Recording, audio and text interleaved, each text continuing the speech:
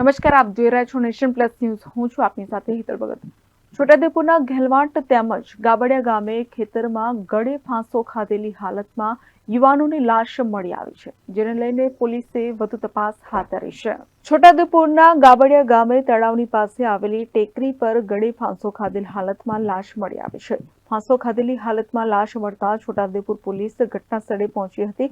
યુવાન ધમોડી ગામનો હોવાનું સામે આવ્યું છે. યુવાનનું નામ રાઠવા પરેશભાઈ વર્ષનભાઈ હોવાનું સામે આવ્યું છે. પોલીસે હાલ આ લાશને પીએમ માટે ખસેડવાની કામગીરી હાથ ધરી છે. તો સાથે જ છોટાઉદેપુરના ઘેલવાટ ગામે ખેતરમાં ગળે ફાંસો ખાધેલી હાલતમાં યુવાનની લાશ મળી આવી. ઘેલવાટ ગામે પોતાના જ મફલરથી ગળે ફાંસો ખાધેલી હાલતમાં આ લાશ મળી છે. યુવાન મધ્યપ્રદેશના અલીરાજપુર જિલ્લાનો ખેરવા ગામનો હોવાનું સામે આવ્યું છે. ઘટનાને પગલે છોટાઉદેપુર પોલીસ ઘટના સ્થળે પહોંચી તપાસ હાથ ધરી છે. આ યુવાનનું નામ વેસ્તાભાઈ ભીમસિંહભાઈ ડુડવે, જેની ઉંમર 30 વર્ષ છે.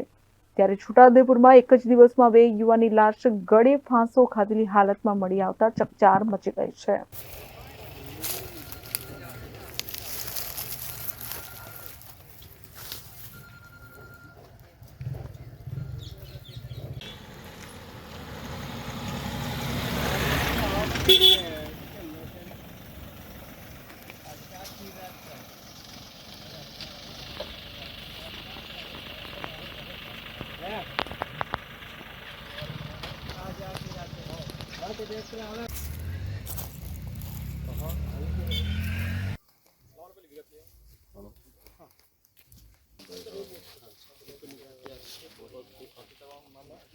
Rehan Patel, nation plus news, Chhota Udepur.